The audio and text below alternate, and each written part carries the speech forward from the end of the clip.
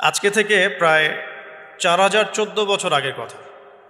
আজকে থেকে যখন আমরা লেকচার দিচ্ছি, এখন থেকে প্রায় 4014 বছর আগের কথা, মানে প্রায় 4000 বছর আগের কথা। হিসেবটা মেলানো হয়েছে এভাবে যে ঈসা আলাইহিসসালাম এবং মুহাম্মদ সাল্লাল্লাহু আলাইহি ওয়াসাল্লামের যে উম্মত, এর মধ্যে ডিস্টেন্স ছিল 570 বছরের মতো। আবার মুহাম্মদ সাল্লাল্লাহু আলাইহি ওয়াসাল্লামের উম্মতের 1444 বছর চলে গেছে, এটা কাউন্ট করা যায়। আর এর আগে ঈসা আলাইহিসসালাম থেকে ইব্রাহিম আলাইহিসসালামের ডিস্টেন্সটা হচ্ছে 2000 বছর। এই ক্যালকুলেশন করলে বোঝা যাচ্ছে যে প্রায় 4000 বছর আগের কথা, বা 4014 বছর আগের কথা। গল্প শুনতে আমাদের ভালো লাগে তো নাকি? গল্পের মাধ্যমে অনেক কিছু জানা যায় আর কি। আজকে গল্পটা কিন্তু একটু ইউনিক। আজকে থেকে প্রায় 4014 বছর আগের কথা। একটা চমৎকার সভ্যতা ছিল, ঐতিহাসিক সভ্যতা, তার নাম ছিল ব্যাবিলন। এটা ইরাকে ছিল, সেখানে বাবেল নামে একটা শহর ছিল। আমরা অনেকে জানি না যে বর্তমান বাগদাদ হচ্ছে সেই বাবেল নগর। বর্তমান বাগদাদ হচ্ছে সেই বাবেল নগরী। আর বাবেল সম্পর্কে আল কোরআনে কিন্তু আয়াত আছে। আল কোরআন এমন একটা কিতাব, বিস্ময়কর কিতাব, যেখানে সব কিছুই নাজিল করা হয়েছে। তো আল্লাহ পাক সূরা কাহফে তো বলেছেন, ওয়ালাকাদ সাররাফনা ফি হাযাল কুরআন লিন-নাসি মিন কুল্লি মাসাল। আমি এই কোরআনে মানব জাতির জন্য প্রত্যেকটা বিষয়কেই ব্যাখ্যা করেছি। ওয়া নাযালনা আলাইকাল কিতাবা তিবয়ানান লিকুল্লি শাই। হে নবী, আমি আপনার প্রতি এমন একটা কিতাব নাজিল করেছি যেটা তিবয়ানান লিকুল্লি শাই, প্রত্যেকটা বিষয়কে ব্যাখ্যা করে। যারা আহলে কোরআন ভ্রান্ত আকীদার অনুসারী, তারা কিন্তু এই আয়াত থেকেই দলিল পেশ করে যে কোরআন তো তিবয়ানান লিকুল্লি শাই, প্রত্যেকটা বিষয়ের ব্যাখ্যা। তার নতুন করে হাদিসের কি প্রয়োজন আছে? এটা আমাদের আলোচনার টপিক না, আমরা ওদিকে যাচ্ছি না। তো আল্লাহ পাক কোরআনে কিন্তু বাবেল নগরীর কথা বলেছেন। সূরাতুল বাকারার 101-2 আয়াতগুলোতে আছে। এই বাবেল নগরী তৎকালীন সময়ে জাদুবিদ্যার একটা আকড়া ছিল আর কি। এর আগে আমরা জানি সুলাইমান আলাইহিস সালামের সময় ওই হারুত আর মারুত দুজন ফেরেশতাকে দিয়ে মানুষকে পরীক্ষা করা হয়েছিল। এই ঘটনাটা সূরা বাকারার 101-2 আয়াতগুলোর মধ্যে আছে, দেখে নিয়েন। আমি রেফারেন্সগুলো বলে দিলাম। এখানে এই বাবেল নগরীর কথাটা আছে, ঠিক আছে? তো এই নগরীতে প্রায় 4014 বছর আগে একটা ফুটফুটে সুন্দর শিশু জন্ম নেয়। দেখতে খুবই সুন্দর, অমায়িক, দেখলেই মানে মন কেড়ে নেয়ার মতো সুন্দর। এমন কিছু বাচ্চা থাকে কিন্তু দেখলে আদর করতে ইচ্ছা করে, মন কেড়ে নেয়ার মতো, ইউনিক, সবার চেয়ে আলাদা। এবং জন্ম নিয়েছে সে এমন একটা পরিবারে, যেই পরিবার তৎকালীন সময়কার যে জালেম শাসক নমরুদ, তার প্রধান পুরোহিত, তার নাম আজার। তৎকালীন বাবেলের শাসনকর্তার নাম হচ্ছে নমরুদ এবং তার প্রধান পুরোহিতের নাম আজার। তার ঘরেই জন্ম নিয়েছেন এই তাওহীদের শেকর ইব্রাহিম আলাইহিস সালাম। আল্লাহ পাকের কি মানে, আল্লাহ পাক কি না করতে পারে? যেখানেই আবু জেহেল, সেখানেই মুহাম্মদ সাল্লাল্লাহু আলাইহি ওয়াসাল্লামের জন্ম হয়। যেখানেই নমরুদ, সেখানেই ইব্রাহিমের মতো মানুষ আসেন। যেখানেই ফেরাউন, সেখানে আবার মূসা আসেন। মূসাকে আল্লাহ রাব্বুল আলামিন ফেরাউনের ঘরেই মানুষ করলেন। ইব্রাহিম আলাইহিস সালামকে আল্লাহ পাক আজারের ঘরেই মানুষ করলেন। আজকেও আমরা দেখি এরকম সিটি অফ আখিরুজ্জামানে কিছু কিছু দিনী বোন চেহারা না দেখানোর জন্য আন্দোলন করছে। চিন্তা করতে পারেন, যেখানে যত বেশি জাহেলিয়াত, সেখানে তত পাক্কা মুসল্লি জন্ম নেবে, মুমিন জন্ম নেবে ইনশাআল্লাহ। যেখানে যত বেশি জাহেলিয়াত, সেখানে তত শক্তিশালী মুমিনদের জন্ম হবে ইনশাআল্লাহ। তো এখন তৎকালীন নমরুদ যে সভ্যতার অধিবাসী ছিল, এই সভ্যতাটাকে আমরা বলি কালাডীয় সভ্যতা। এটাকে কালাদীয় সভ্যতা বলা হয়। এটা মূলত জাদুর জন্য একটু বিখ্যাত ছিল, যেটা রেফারেন্স আমি দিলাম সুলাইমান আলাইহিস সালামের যুগ থেকে। এখানে আজারের ঘরে জন্ম নিয়েছেন আমাদের নবীগণের পিতা, মুসলিম জাতির পিতা ইব্রাহিম আলাইহিস সালাম। সুবহানাল্লাহ। বলা বাহুল্য যে নমরুদ কিন্তু 400 বছর বেঁচে ছিল, এবং 400 বছর হায়াত পাওয়ার পরে সে মনে করছিল যে সে কখনো মারা যাবে না। এরপরেই সে নিজেকে খোদা দাবি করা শুরু করেছে আর কি। এই বাচ্চা ছেলেটা বড় হতে লাগলো। যারা সমাজকে পরিবর্তন করে তারা কিন্তু সমাজের স্রোতে গা ভাসায় না। নবী সাল্লাল্লাহু আলাইহি ওয়াসাল্লামের জন্মটা একটু মিলাই এটার সাথে। আমাদের নবীও ঠিক এরকমই একটা সমাজে জন্ম নিয়েছেন। ইব্রাহিম আলাইহিস সালাম যেমন জন্ম নিয়েছেন শিরকে ভরা সমাজে, চতুর্দিকে মূর্তি পূজা হচ্ছে, ইভেন তার বাসায় তার বাবা হচ্ছে মূর্তি পূজারীদের সর্দার, তার ঘরে তিনি জন্ম নিয়েছেন। ঠিক তেমনি রাসূল সাল্লাল্লাহু আলাইহি ওয়াসাল্লাম যে মক্কায় জন্ম নিয়েছেন, সেই মক্কা ছিল শিরকের আকড়া। সেখানে লাত, উজ্জা, হবল, মানাতের পূজা হতো, সুদ ছিল, জিনা ছিল, ব্যভিচার ছিল, মাদক ছিল, গোত্রীয় হানাহানি ছিল, নারীর অবমাননা ছিল। এরকম আইয়ামে জাহিলিয়াতেও নবী সাল্লাল্লাহু আলাইহি ওয়াসাল্লাম জন্ম নিয়েছেন। নবী সাল্লাল্লাহু আলাইহি ওয়াসাল্লাম, ইব্রাহিম আলাইহিস সালাম, দুজনের চেহারাও একরকম ছিল। দুজনের চেহারার গঠনটাও একরকম ছিল, দেহের গঠনও একরকম ছিল। মেরাজের রাতে নবী সাল্লাল্লাহু আলাইহি ওয়াসাল্লাম দেখে এসেছিলেন যে ইনি কে, যাকে দেখতে হুবহু আমার মতো লাগছে। জিবরাইল আলাইহিস সালাম বলেছেন, ইনি আপনার পিতা ইব্রাহিম আলাইহিস সালাম। সুবহানাল্লাহ।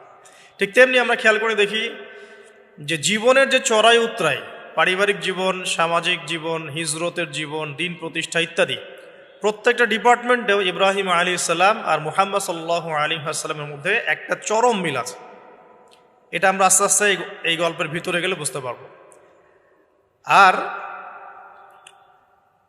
এই কারণেই হয়তোবা আল্লাহ ভালো জানেন, এই কারণেই হয়তোবা আমরা যখন তাশাহুদের পর দরুদ পড়ি, আমরা দরুদের মধ্যে অন্য নবীর নাম নিচ্ছি না, আমরা মুহাম্মদ সাল্লাল্লাহু আলাইহি ওয়াসাল্লামের সাথে ইব্রাহিম আলাইহিস সালামের নাম নিচ্ছি। হতে পারে এটা একটা কারণ, আল্লাহ ভালো জানেন। এখন এরকম পরিবেশে বড় হতে লাগলেন ইব্রাহিম আলাইহিস সালাম। আমি একটু আগে বলেছি, যারা সমাজকে পরিবর্তন করে তারা কখনো সমাজের জাহিলিয়াতের স্রোতে গা ভাসায় না। মুহাম্মদ সাল্লাল্লাহু আলাইহি ওয়াসাল্লাম সমাজ পরিবর্তন করেছেন আইয়ামে জাহিলিয়াতকে মাত্র 23 বছরের ব্যবধানে, কিন্তু তিনি কিন্তু জাহিলিয়াতের সাথে গা ভাসান নাই। তিনি কখনো সুদ খাননি, তিনি কখনো মূর্তি পূজা করেন নাই, তিনি কখনো কোনো অন্যায় গুনাহ করেন নাই, তিনি কখনো মাদকদ্রব্যের কাছেও যান নাই, কিন্তু সমাজটা ছিল এগুলোতে নিমজ্জিত। ঠিক ইব্রাহিম আলাইহিস সালামের ক্ষেত্রেও সেম। তিনি একজন প্রধান পুরোহিতের ঘরে জন্ম নিয়েও কখনো মূর্তির ধার কাছে যান নাই। বরং একটু যখন বড় হচ্ছেন, একটু বড় বলতে ম্যাচিউরড, আমাদের টিকটক প্রজন্মের মতো না, এরা 20-30 বছর হয়ে গেল ম্যাচিউরড হয় না, বুদ্ধি প্রতিবন্ধী, বিকলাঙ্গ। ইভেন ইদানিং আমাদের মেয়েরা ছেলে হচ্ছে আর কি। আমাদের নারীরা এখন পুরুষত্ব দেখাচ্ছে, আর আমরা পুরুষেরা ফেসবুকে একটা স্ট্যাটাস দিয়ে ক্ষান্ত হয়ে থাকি। এইটুকু আমাদের দায়িত্ব উম্মার প্রতি। আর এখানে আমরা দক্ষতা অর্জন করেছি অনেক। আমরা সবাই কিবোর্ড মুজাহিদ, আমরা এটা মনে করি। এটাই যুদ্ধ, এটাই জিহাদ।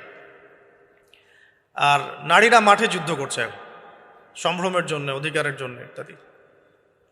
ফ্যামিলিস্ট রেভলিউশনের দিকে তাকালেও তাই দেখা যায়। ছেলেরা এখন বেকার হয়ে যাচ্ছে, কিন্তু মেয়েরা স্বাবলম্বী হচ্ছে। তারা দিনদার নয়, এই মেয়েগুলো দিনদার নয়, কিন্তু জীবনে প্রতিষ্ঠিত হওয়ার জন্য লড়ছে, চ্যালেঞ্জ গ্রহণ করেছে। এটা ছেলেদের উচিত ছিল। তা আজারের ঘরে জন্ম নেওয়া সেই ইব্রাহিম কিন্তু চ্যালেঞ্জ গ্রহণকারী একটা ছেলে। সে এখন তার পিতাকে বলছে, কি বলছেন? আমরা একটু কোরআনের ভাষা শুনি। আল্লাহ রাব্বুল আলামিন বলেছেন, সূরা মারিয়ামের মধ্যে এসেছে ঘটনাটা 41 থেকে 45 নম্বর আয়াতের মধ্যে। আল্লাহ পাক বলছেন, ওয়াজকুর ফিল কিতাবি ইব্রাহিম বা'দা আউযু বিল্লাহি মিনাশ শাইতানির রাজীম। হে নবী মুহাম্মদ সাল্লাল্লাহু আলাইহি ওয়াসাল্লাম, আপনি এই কিতাবে ইব্রাহিমের ঘটনা বর্ণনা করুন।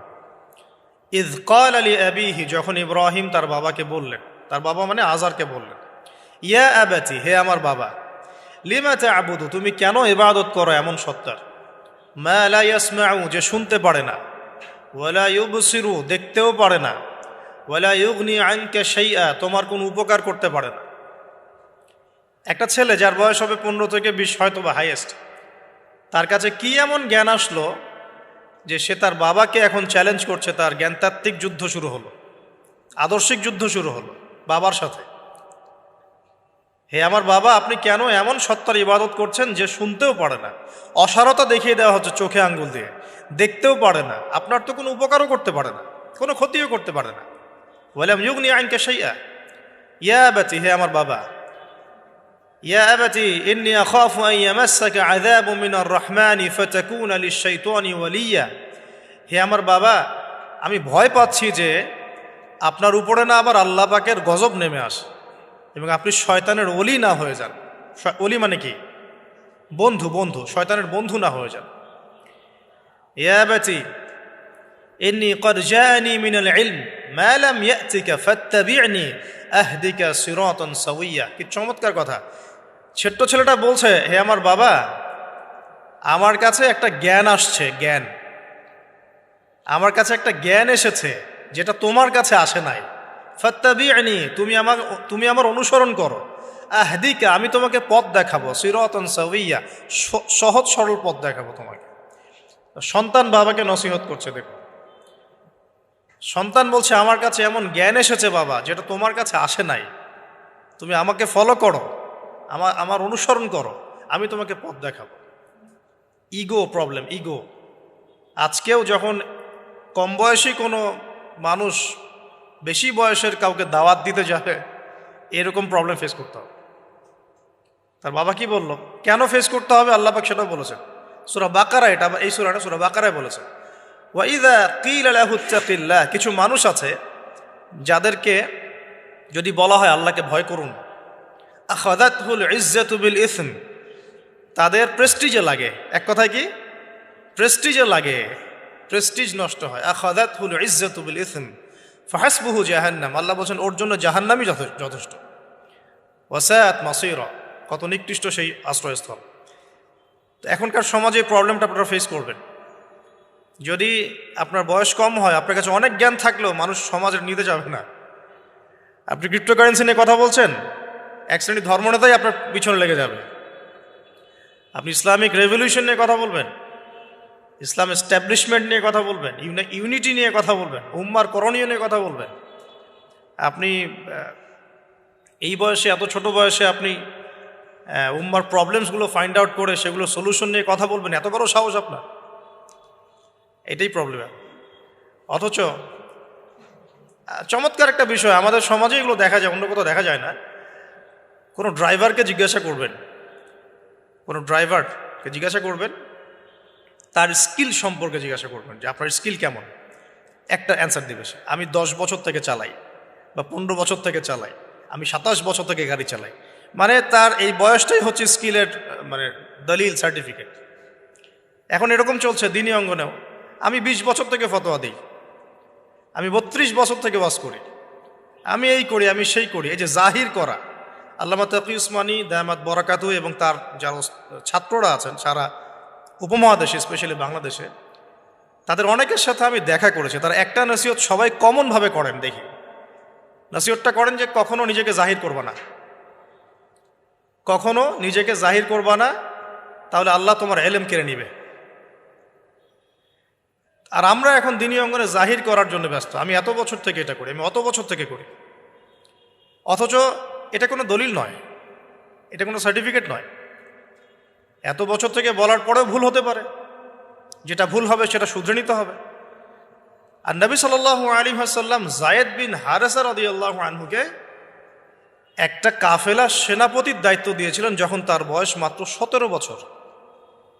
কত বছর? 17 বছর বয়সী একজন তরুণ সাহাবী যায়েদ ইবনে হারেসা রাদিয়াল্লাহু আনহু, তিনি নেতৃত্ব দিচ্ছেন এমন সাহাবীদের যে সাহাবীরা তার চেয়ে বয়সে অনেক বড়। এমনকি এই অভিযান শেষ হওয়ার আগেই নবী সাল্লাল্লাহু আলাইহি ওয়াসাল্লাম ইন্তেকাল হয়।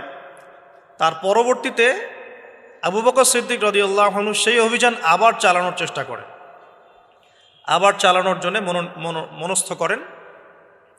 তিনি আবার যায়েদ বিন হারেসা রাদিয়াল্লাহু আনহুকেই নেতৃত্ব দেন। এটা নিয়ে ওমর রাদিয়াল্লাহু আনহু তাকে কিছু কথা বলেন যে আপনি যায়েদ বিন হারেসাকে নেতৃত্ব দিচ্ছেন, বয়সে ছোট সাহাবী, তার পিছনে অনেক বড় বড় সাহাবী থাকবে, তারা তো তাকে নাও মানতে পারে, এটা কেমন হয়? বারবার তাকে ভেটো দিচ্ছেন। শেষমেশ আবু বকর সিদ্দিক রাদিয়াল্লাহু আনহু একটু রেগেই বললেন যে ইস্তা'মালাহু রাসূলুল্লাহ ওয়ান্তা তা'মুরুনি আন আনজি'হু, তাকে স্থলাভিষিক্ত করেছে স্বয়ং আল্লাহর রাসূল, আর তুমি এসে আমাকে বলছো আমি তাকে অপসারণ করব। সুবহানাল্লাহ। নবী সাল্লাল্লাহু আলাইহি ওয়াসাল্লাম যোগ্যতা দেখতেন মানুষের, কার যোগ্যতা কতটুকু আছে। তো ওইদিকে আমি ভিতরে ঢুকছি না। আমরা এখন সোশ্যাল অ্যাফেয়ার্সে যা দেখি যে আমরা যোগ্যতার চাইতে অন্যান্য বিষয়গুলোকে বেশি মূল্যায়ন করা শুরু করি। এতে করে তরুণরা উঠে আসতে পারে না, তরুণদের জার্নি অনেক টাফ হয়। এবং যারা স্পেশালি জেনারেল ব্যাকগ্রাউন্ড থেকে দিনের দিকে আসার চেষ্টা করেন তারা পদে পদে হতাশ হয়।